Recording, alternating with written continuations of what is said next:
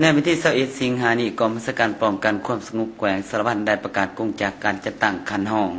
โรงเรียนป้องกันความสงบสันติเลข6ค่ายคุมขังดัดสางนาไซ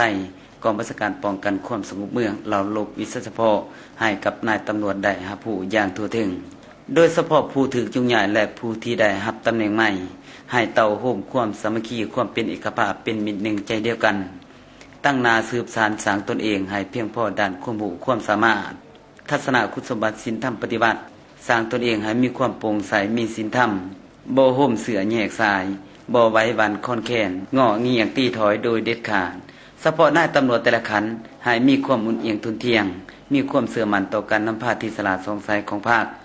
นี่ก็เพื่อพร้อมกันสืบต่อจัดตั้งปฏิบัติเบียกงานป้องกันความสงบความเป็นระเบียบเรียบร้อยของสังคมให้ได้ดีกองประชุมดังกล่าวภายใต้การเป็นประธานของท่านพันเอกศรีเสริฐสอนดารารักษาการหัวหน้ากองบัญชาการป้องกันความสงบแขวงให้เกียรติเข้าร่วมกองประชุมโดยท่านศรีสุวรรณวงศ์จอมศรีเจ้าแขวงสารวัตรมีนายตำรวจขันห้องกองบัญชาการหัวหน้าห้องกองพันโรงเรียนข่ายคุ้มขังดัดสร้างกองบัญชาการป้องกันความสงบเมืองหัวหน้าแผนกและชายแดนเข้าร่วมในกองประชุมได้ผ่านขอตกลงของท่านรัฐมนตรีกระทรวงป้องกันความสงบเลขที่1523ปกสลงวันที่5สิงหาคม2019ว่าด้วยการอนุมัติเกี่ยวกับการซับซ้อนตำแหน่งงานคันห้องโรงเรียนข่ายคุ้มขังดัดสร้างเราลบวิศเฉพาะกองบัญชาการป้องกันความสงบเมืองในนี้ท่านรัฐมนตรีกระทรวงป้องกันความสงบได้ตกลงยกย้ายและแต่งตั้งท่านพันโทบุญเสริมไสยจักรหัวหน้ากองบัญชาการป้องกันความสงบเมืองสารวัตรไปรับผิดชอบหน้าที่ใหม่เป็นหัวหน้าห้องการกองบัญชาการป้องกันความสงบแขวง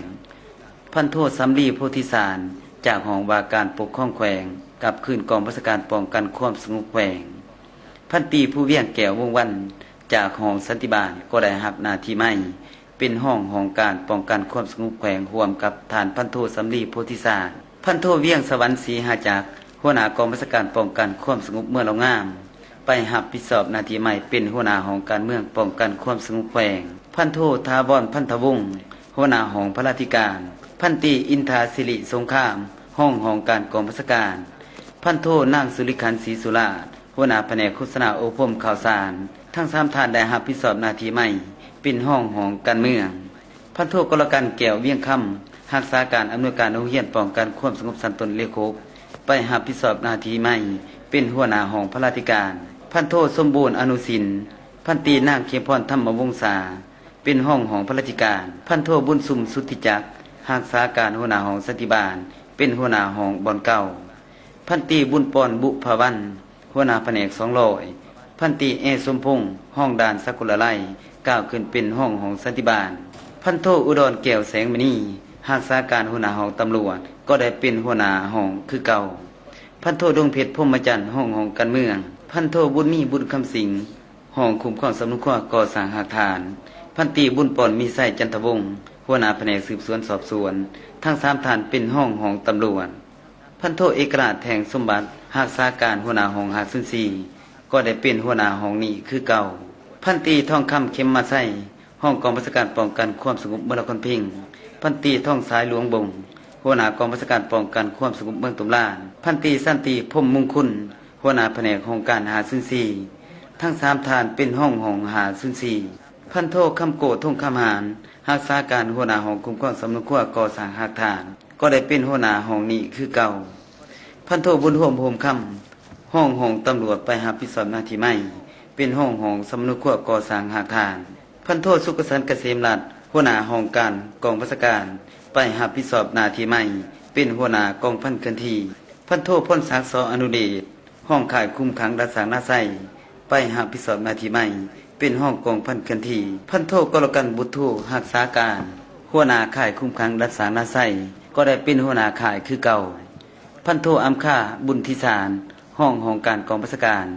พันโทบุญเหลียบพุทธิสารห้องกองบัญชาการป้องกันความสงบเมืองวาปีพันตีวีเซียนแก้วลังสีหัวหน้าแผนกห้องการคุมขังรักษาก็ได้รับหน้าที่ใหม่เป็นห้องข่ายคุมขังรักษาหน้าไส้ร่วมกันพันโทคำแดงศรีประเสริฐห้องกองบัญชาการป้องกันความสงบเมืองสมวยไปรับผิดชอบหน้าที่ใหม่เป็นอำนวยการโรงเรียนป้องกันความสงบสันติเลข6พันตีบัวคำพันอามาตย์หัวหน้าแผนกห้องการโรงเรียนป้องกันความสงบสันติเลข6พันตีนางบุญสงวงศ์สลาด จากห้องสันติบาลเป็นห้องอำนวยการโรงเรียนป้องกันความสงบสันติเลโคกรวมกับพันตรีบัวคำพันอามะท่านพันโทท่อนเปียวคำผิวห้องกองบัญชาการป้องกันความสงบเมืองสารวัตร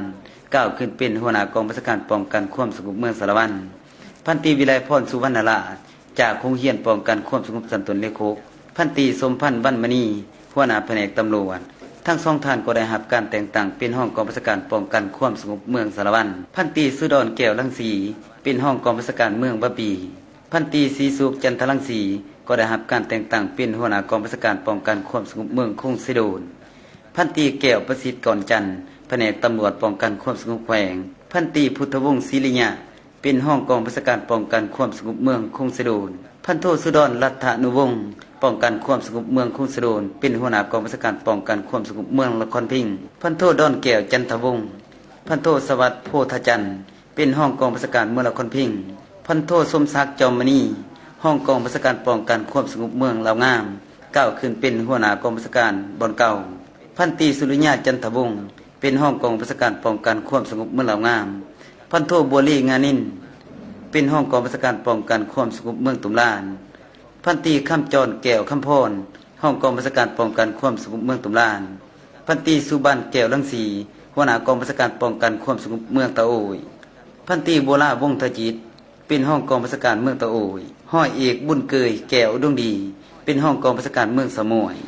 ส่วนหัวหน้าและห้องที่มีอยู่แล้วแม่นรักษาไว้คือเก่าเท่านี้ก็เป็นการปรับปรุงกองจากการจัดตั้งของกำลังป้องกันความสงบในทั่วแขวงให้มีความหนักแน่นทางด้านการเมืองเข้มแข็งทางด้านการจัดตั้งและสามารถตอบสนองตามความหิวโหยต้องการของหน้าที่การเมืองในระยะใหม่